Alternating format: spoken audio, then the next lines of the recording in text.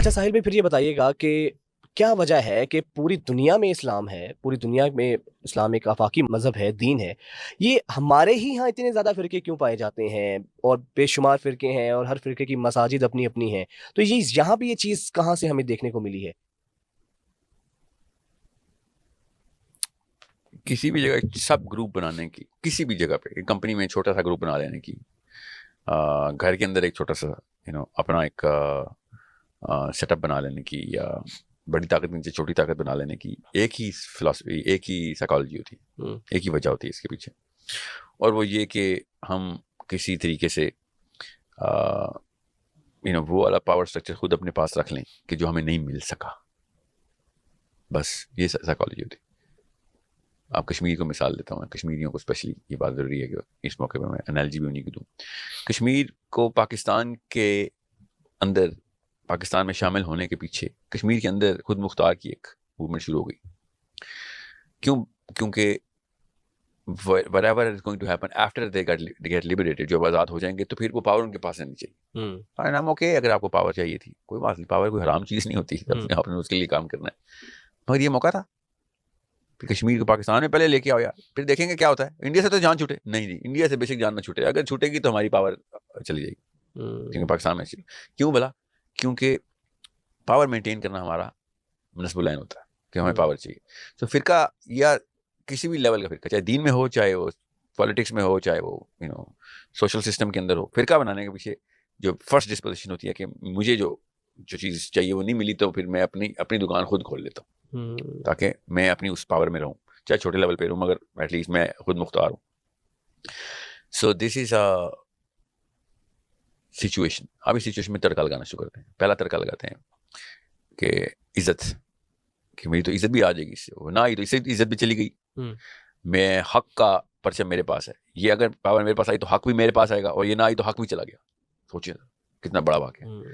تیسرا، میرا فہم اور میری فراست، اپنے سامنے بھی لوگوں کے سامنے بھی، لوگوں کے سامنے چلیں عزت میں ڈال دیں، اپنے سامنے کہ I am was on the right path, یہ اسے کہتے ہیں سیلف اسٹیم اور سیلف ورتھ۔ یہ بھی پاور رہوں گا تو رہے گی، نہیں رہوں گا تو وہ بھی چلی جائے گی۔ یہ تین ایسے اسٹرکچر ہیں جو آپس میں ابھی تڑکا لگائے، میں نے دال تو تھی اس کے اوپر تڑکا لگا ہوا ہے، تو سوچیں کہ کیوں نہ فرقے بنے، پھر ان سب کے لیے پیچھے تو فرقے بنیں گے۔ یہ ان سب کے کلیم ہوتے ہیں، دیکھنے میں کیا کلیم ہوتے ہیں، حق ہمارے پاس ہے، 72 فرقے بنیں گے، ایک جنت میں جائے گا، حق ان کے پاس۔ یہ مثال دی جاتی ہے کہ یہ تو پہلے کہا گیا تھا، پہلے کہا گیا تھا کہ مطلب بناؤ قیامت سے پہلے بندہ اپنی ماں سے زنا کرے گا، تو کیا مقابلے شروع کر دیں ماں سے زنا کرنے کے؟ پہلے کہا گیا تھا نا ہوگا، جو چیز غلط ہے وہ کرنے کے لیے انہوں نے کہا، پہلے کہا گیا تھا۔ So it's such a basic thing کہ فرقہ بنے گا ہی بنے گا، اسی لیے اللہ تعالیٰ نے کہا تھا آپس میں اکٹھے رہنا ہے۔ کیا مطلب تھا؟ یہ 5 چیزیں، یہ 4-5 جو میں نے بتائی، یہ قربان کر دو، یہ نہیں قربان ہو رہی ہم سے، اور یہ کبھی بھی نہیں قربان کریں گے۔ کیوں؟ چھوٹا بندہ ہمیشہ اپنی کرتا ہے۔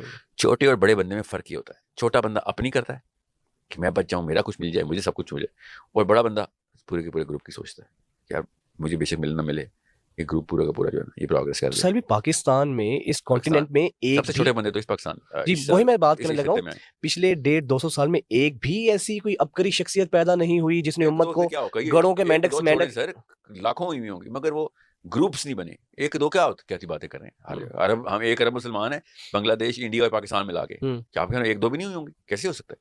تو اس کے باوجود اتنی نہیں ہوئی کہ کیونکہ یہ بیسکلی شودر کنورٹیڈ ہے نا، لوکل جتنے بھی ہیں وہ پہلے شودر تھے نا، وہ کنورٹ ہوئے، وہ اپنی نفسیات نہیں چھوڑ سکے۔ آپ دیکھیں مسلمانوں کے سارے گناہ وہ ہیں جو برہما کہتا تھا شودر کرتے ہیں، مسلمانوں کا وہ ایگزیکٹ سیم سیٹ اپ ہے جو انڈیا کے ٹائم پہ شودروں کا سیٹ اپ تھا۔ گندگی ان کی وہی، سیاستیں ان کی وہی، عورتوں کے اوپر حملے ان کے وہی، غیبتیں ان کی، چغلیاں ان کی، ایک دوسرے کے راز ادھر سے ادھر کر دینا وہی، ٹول لگا کے رکھنا وہی۔ سوچیں، اور جب موقع آئے بھاگ جانا میدان چھوڑ کے، وہی ایگزیکٹ سیم۔ کبھی کھچڑی میدان چھوڑ کے نہیں بھاگا تھا، جان کی بازی لگا رہا تھا کھچڑی۔ شودر کبھی نہیں موقع پہ پایا گیا، شودر ہمیشہ سے وہی کام کرتا رہا جو ابھی بھی کر رہا ہے۔ ان کے ہاتھوں میں اب اس وقت پگڑیاں آ گئی ہیں، تو کسی کے پاس جھنڈے آ گئے، تو کسی کے پاس کرسیاں آ گئی ہے، وہ وہی ایگزیکٹ سیم سائیکالوجی میں ہو۔ کبھی نوٹس نہیں کیا آپ نے؟ ایک بار پڑھنے تو صحیح ہسٹری، اگر میں پہلا صفحہ نکال دوں اس پہ ڈیٹیں لکھی ہوئی ہیں تو آپ سمجھیں گے آج کل کے پاکستان کی کہانیاں ہیں، چاہے آپ سول لیں، بیوروکریسی لیں، آرمی لیں، پولیٹیشینز لیں، سوشل سیٹ اپ لیں، پولیٹیکل سیٹ اپ لیں، ڈومیسٹک لیں یا پروفیشنل لیں، سب وہی حرکتیں کر رہے ہیں۔ ایک مسلمان دوسرے مسلمان سے کیوں نہیں محفوظ؟ چھری ہر ایک کے ہاتھ میں, ویٹ کریں کہ منہ ادھر پلٹ تو میں تیری کمر پہ چھری پھیروں. یہ کیا تھا؟ یہ ہمارا بیسک 4-5 ہزار سال پرانا سسٹم ہے جو چلی جا رہا ہے. بیچ میں کسی نے اپنا نام شنکر سے محمد علی رکھ لیا, اس سے کیا فرق پڑتا ہے؟ مجھے بتائیں کیا فرق پڑتا ہے اگر میرا نام بدل جائے تو؟ پائپ لائن تو وہی ہے, سب کچھ وہی ہے, خون نہیں اپنا اثر ایسے بدلے گا. اچھا ساحل پھر یہی سوال ہے کہ آج کی یوتھ کس طرح کنیکٹ کرے خود کو اسلام کے ساتھ. وہ ایک مسجد میں جاتا ہے, وہ دیکھتا ہے وہاں پہ تو دیوبندی ہے, وہاں پہ اہل حدیث کی مسجد ہے, وہاں پہ بریلوی مسجد ہے. آپ مجھے اتنی سی بات بتائیں, کیمرے میں بتانا سب, ایک پاکستان میں مسجد بتائیں جو کہ کسی فرقے کی نہ ہو. یہی المیہ, یہی سوال. نہیں تو کیا مسجد بنانے میں پابندی ہے؟ آپ نے کیوں نہیں بنائی؟ پابندی ہے, سمجھ رہے ہیں؟ اتنی سی بیسک ٹیسٹ تھا اور سب کے ساتھ فیل ہو جاتے ہیں. پتہ چل جاتا ہے کہ مسئلہ میرے انڈر پاس ہے اور سولوشن میرے پاس ہے. کس نے منع کیا تھا کہ فرقہ لیس مسجد بنائی جائے, فرقہ فری؟ کس نے منع کیا تھا؟ کوئی آپ کو روک سکتا ہے کہ اپنے گھر کو آپ مسجد میں ڈکلیئر کر دیں؟ کوئی روک سکتا ہے کسی کے باپ کا راج ہے؟ مگر جب بھی بنائی انہوں نے, یا پیلی بنائی یا سبز بنائی یا کالی بنائی یا ریڈ بنائی, مطلب کوئی کلر ہی دیا اس کو. یا بریلوی ہوگا یا دیوبندی ہوگا یا اہل حدیث ہوگا یا شیعہ ہوگا. آپ بتائیں ایک مسجد مجھے دکھا دیں اس میں کوئی نہیں لکھا ہو بھائی کوئی فرقے کی بات, یہاں پہ ہر فرقہ کے آنا مسٹ ہے. آپ ایک مسجد ہے وہ پاکستان میں, اتنے 25 کروڑ لوگ تھے, آپ مولویوں کی باتیں کر رہے ہیں, یہ شودر سب اکٹھے ہوئے ہیں. ورنہ ایک محلہ ایسا ڈکلیئر ہوتا تھا کہ ادھر آئیں سارے شیعہ سنی اکٹھے پڑھیں گے, ایک دن شیعہ پڑھائے گا, اگلے دن سنی پڑھائے گا. دودھ کا دودھ پانی کا پانی ہو رہا تھا. یہ جھوٹ بولتے ہیں کہ شیعہ بھی مسلمان ہے, یہ سنی جھوٹ بول رہا ہے. جو مسلمان ہے اس کے پیچھے نماز پڑھ کے دکھا. شیعہ جھوٹ بولتے ہیں, پڑھ کے دکھاؤ سنیوں کے پیچھے نماز. دل میں ایک دوسرے کے مانتے نہیں ہو, عام عوام انہی کے بچے ہیں, اور کو آپ کے سمجھ رہے ہیں, عام عوام نے ان کو سر پہ چڑھایا ہوا ہے. ایک کوالیفیکیشن قرآن کی پوری نہیں ہو رہی جو عالم کی ہے, ایک بھی کوالیفیکیشن پوری نہیں ہو رہی جو قرآن نے لکھی ہوئی ہے ان کو, لیکن ہم نے ممبروں میں بٹھایا. ہارورڈ اور جیل اور لمز اور پالیٹکس اور انڈسٹری کا مالک بیٹھا ہوتا ہے ممبر پہ, خطبہ سن رہا ہوتا ہے اس بندے کا جو سڑک نہیں کراس کر سکتا. سوچے ذرا, یہ مورتیاں نہیں توڑ کے ہیں. مورتی کیا ہوتی ہے؟ مورتی آپ کا کچھ نہیں کر سکتے. اللہ نے کہا اسے یہ تو تم نے ہاتھ سے بنائی ہے, تمہارے لیے کچھ نہیں کر سکتی. کیوں؟ آپ خود اپنے ایک چیز, مطلب the most powerful man is sitting in front of the most incompetent man and thinking the most incompetent man is going to guide him. Then it's a psychological issue نا. مال بھی آ گیا, انڈسٹری بھی آ گئی, سیاست بھی آ گئی, مگر نفسیات نہیں آئی.